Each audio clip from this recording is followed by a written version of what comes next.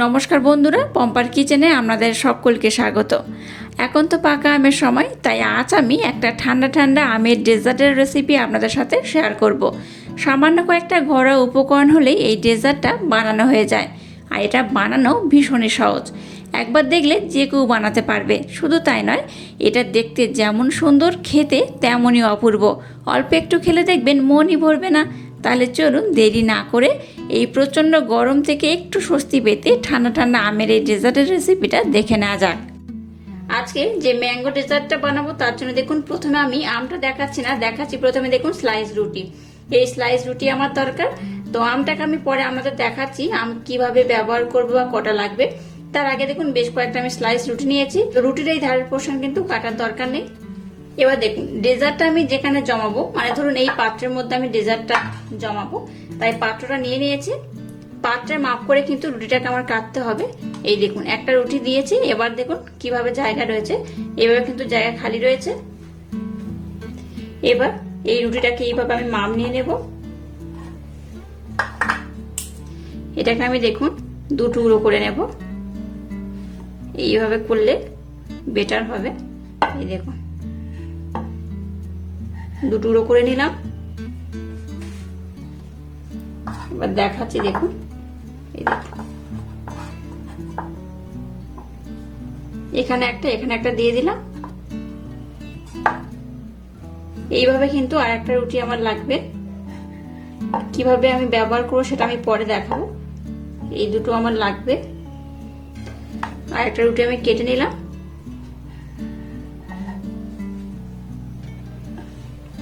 আর এটাকে এইভাবে আমি দু টুকরো করে নেব। এই দেখুন এইভাবে কিন্তু রুটিগুলোকে আমার লাগবে, তাই রুটিগুলোকে প্রথমে এইভাবে আমি কেটে নিলাম। এবার দেখুন গ্যাসটা জেলে দিয়ে একটা ফ্রাই প্যান বসিয়ে দিয়েছি। ফ্রাই প্যানটাকে গরম করে নিয়েছি। এবার রুটিগুলোকে এর মধ্যে আমি দিয়ে দেব। রুটিগুলোকে আমি উল্টে পাল্টে একটু ভালোভাবে সেঁকে নেব। খুব লাল করে কিন্তু সেঁকার দরকার নেই, জাস্ট একটু উল্টে পাল্টে সেঁকে নিলেই হবে। তো একেবারে আমি সব দিচ্ছি না, অল্প অল্প দেবো।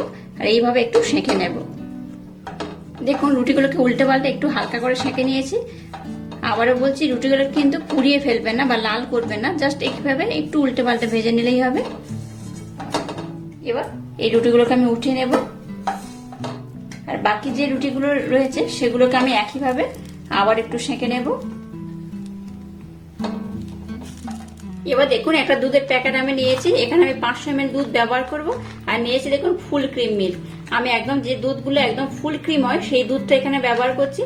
এই ফুল ক্রিম দুধের কিন্তু এই ডেজার্টটা বানালে দারুণ হবে। তো যাই হোক, এই 500 ml দুধ আমি এবার এখানে ঢেলে নেব। দুধটাকে এই কড়ার মধ্যে আমি দিয়ে দিলাম। গ্যাসের ফ্লেমটাকে এবার লো টু মিডিয়াম রেখে দুধটাকে আমি একটু ঘন করে জাল দিয়ে নেব। এবার দেখুন আমি এখানে এই ডেজার্টটা বানানোর জন্য দুটো আম নিয়েছি। দুটো এইরকম পাকা আম নিয়ে নিয়েছি। আম দুটো দেখুন কতটা সুন্দর দেখতে। এরকম পাকা আম হলে কিন্তু ডেজার্টটা খুব সুন্দর হবে। তো আমটাকে আমি কিন্তু খুব ভালোভাবে ধুয়ে নিয়েছি। এবার আমটাকে আমি কেটে নেব। আমটা কিন্তু বেশ পেকে গেছে, এই দেখুন।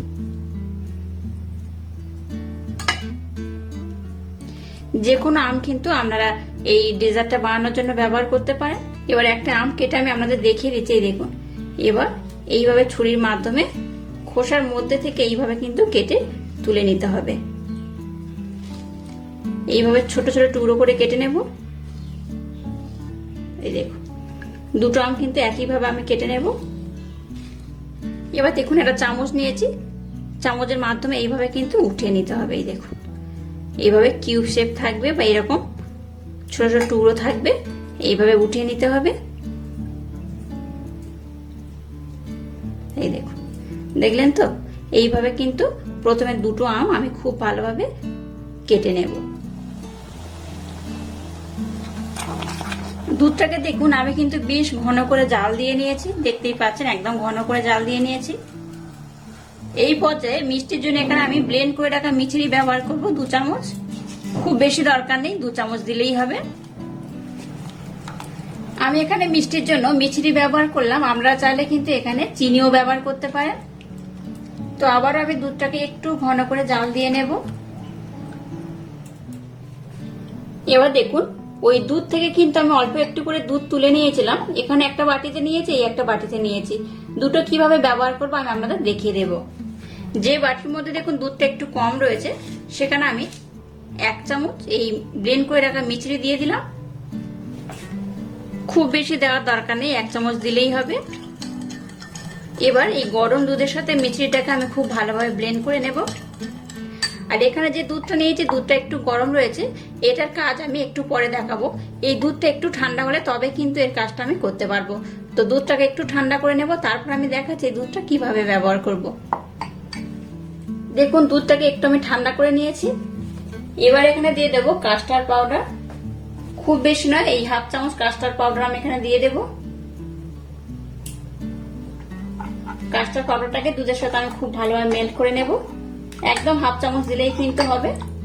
দেখুন কাস্টার্ড পাউডারের মিশ্রণটাকে রেডি করে নিয়েছি, আর দুধের মধ্যে যে মিছরিটাকে দিয়ে আমি ব্লেন্ড করলাম সেটাকেও নিয়ে নিয়েছি। দুটো মিশ্রণ রেডি হয়ে গেছে। এবার দুটো মিশ্রণ কিভাবে কাজে লাগাবো আমি আপনাদের দেখিয়ে দেব। দুধটা দেখুন আগে থেকে কিন্তু আরো বেশ ঘন হয়ে গেছে। এবার দুধের সাথে যে কাস্টার্ড পাউডারটাকে আমি রেডি করেছিলাম সেটা এখানে অল্প অল্প দেবো, এটাকে খুব ভালোভাবে মিক্সড করে নেব। একেবারে দিয়ে দেবেন না, গ্যাসের ফ্লেমটাকে একদম লো রেখে অল্প অল্প দেবো, আর এইভাবে এটাকে আমি খুব ভালোভাবে মিক্সড করে নেব। দেখুন মিশ্রণটা কিন্তু আগের থেকে বেশ ঘন হয়ে গেছে। এই পর্যায়ে অল্প করে আমের টুকরো এখানে আমি দিয়ে দেবো, খুব বেশি নয়, অল্প করে দিয়ে দিলাম।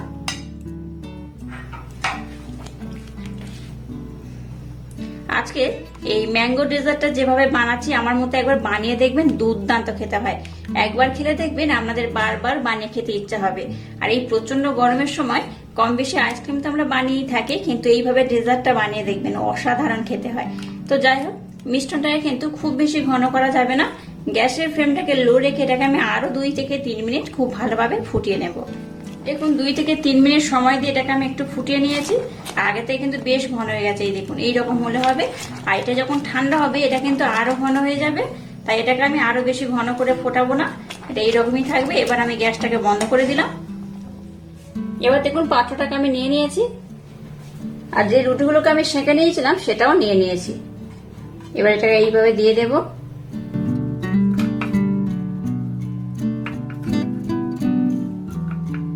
এবার দেখুন যে দুধটাকে আমি মিছরির সাথে ব্লেন্ড করেছিলাম সেই দুধটা নিয়ে নিয়েছি, দুধটার উপর এবার দিয়ে দেব। আপনারা চাইলে কিন্তু এখানে চিনির শিরা ব্যবহার করতে পারেন, তবে আমি চিনির শিরা ব্যবহার করব না, আমি দুধের মধ্যে মিছরি দিয়ে এইভাবে ব্যবহার করব। চিনিটাকে একটু আমি অ্যাভয়েড করি, তাই চিনিটাকে আমি এখানে ব্যবহার করলাম না। খুব বেশি নয়, অল্প করে দিয়ে দিলেই হবে।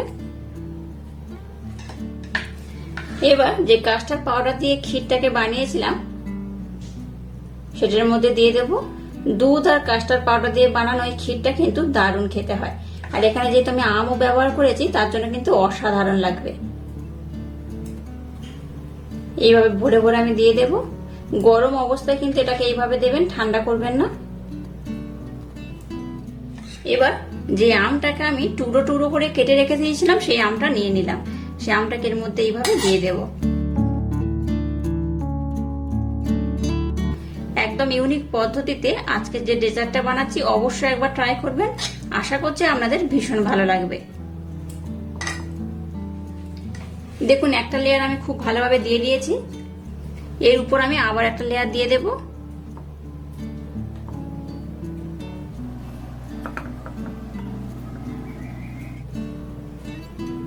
বাকি দুধটাকে এর মধ্যে আমি দিয়ে দেব। এবার অবশিষ্ট যে মিশ্রণটা রয়েছে সেটা এখানে দিয়ে দেব।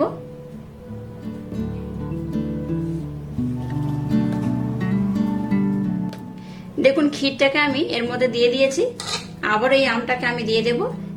এইভাবে দিয়ে দেব চারিদিকে। অবশ্য বাড়িতে একবার হলেও আমার মতো ট্রাই করবেন, আশা করছি আপনাদের ভীষণ ভালো লাগবে। দেখুন উপর থেকে কিন্তু র আমটাকেও খুব ভালোভাবে দিয়ে দিয়েছি। এবার দেখুন কিছু আমন্ড নিয়েছি, আমন্ডটাকে উপর থেকে দিয়ে দেব। এইভাবে দিলে কি হয়, দেখতে খুব সুন্দর লাগে, খেতে তো দারুণ লাগে। আমন্ড দিচ্ছি মানে বুঝতেই পারছেন এর স্বাদই পাল্টে যাবে, কিন্তু দেখতেও অসম্ভব সুন্দর লাগে। এইভাবে আমি আমার মনের মতো করে ড্রাই ফ্রুট দিয়ে ডেকোরেশন করে দিচ্ছি। আপনারা কিন্তু আপনাদের মনের মতো ডেকোরেশন করে নিতে পারেন। দেখুন আজকে ডেজার্টটা কিন্তু একদম রেডি করে নিয়েছি, আর দেখতেই পাচ্ছেন কত অপূর্ব, কত লোভনীয় দেখতে হয়েছে, দারুণ দেখতে হয়েছে। এবার এটাকে আমি নর্মাল ফ্রিজে রেখে দেবো ওভারনাইটের জন্য। আপনারা চাইলে কিন্তু 3 থেকে 4 ঘন্টা রাখতে পারেন। আমি যেহেতু এটা রাত্রে বানাচ্ছি তাই এটাকে আমি ওভারনাইট রেখে দেবো। মর্নিং আমি আপনাদের দেখাবো ডেজার্টটা কত সুন্দর হয়েছে। আচ্ছা, এবার দেখুন এটাকে আমি ফয়েল পেপার দিয়ে ঢেকে ফ্রিজের মধ্যে রাখবো। আপনাদের হাতের কাছে ফয়েল পেপার না থাকলে আপনারা কিন্তু কোনো নর্মাল পাত্র দিয়েও ঢেকে রাখতে পারেন, অথবা কোনো প্লাস্টিক দিয়েও ঢেকে রাখতে পারেন। তো আমি এখন একটা ফয়েল পেপার দিয়ে মুখটা বন্ধ করে ঢেকে রেখে দেবো। তবে ডিপ ফ্রিজে রাখবেন না, এটা নর্মাল ফ্রিজে রাখতে হবে। নর্মাল ফ্রিজে আমি ওভারনাইটের জন্য রাখার পর নেক্সট স্টেপ আপনাদের সাথে শেয়ার করব। দেখুন ওভারনাইট পর আমি আপনাদের দেখাচ্ছি যে ম্যাঙ্গো পুডিংটা করেছিলাম ওভারনাইটের জন্য আমি নর্মাল ফ্রিজে রেখে দিয়েছিলাম। এই দেখুন, এটাকে কিন্তু ডিপ ফ্রিজে দেবেন না, নর্মাল ফ্রিজে দিতে হবে। কত সুন্দর দেখতে হয়েছে দেখুন, অসম্ভব সুন্দর দেখতে হয়েছে। এবার দেখুন একটা ছুরি নিয়েছি, ছুরির মাধ্যমে আমি আপনাদের কেটে দেখাচ্ছি এটা কত সুন্দর হয়েছে। এটা ভীষণ সুন্দর হয় আর ভীষণ টেস্টি খেতে, অসম্ভব সুন্দর খেতে হয়। একবার খেলে দেখবেন বারবার আপনাদের খেতে ইচ্ছা করবে। এই দেখুন এইভাবে আমি এটাকে উঠিয়ে আপনাদের দেখাচ্ছি। এইভাবে একটু কেটে নিতে হবে। এই দেখুন একদম যেহেতু দুধের ভরপুর তাই কত সুন্দর হয়েছে। এই দেখুন, দেখতেই পেলেন তো কত অপূর্ব হয়েছে। আর এরকম ইউনিক স্টাইলে যদি এই ডেজার্টের রেসিপিটা আপনাদের ভালো লাগে তাহলে চ্যানেলটাকে লাইক, শেয়ার, কমেন্ট এবং সাবস্ক্রাইব করবেন, আর পাশে থাকা বেল আইকনটা প্রেস করে দেবেন। তাহলে টাটা, আবার দেখা হচ্ছে নতুন কোনো রেসিপি নিয়ে।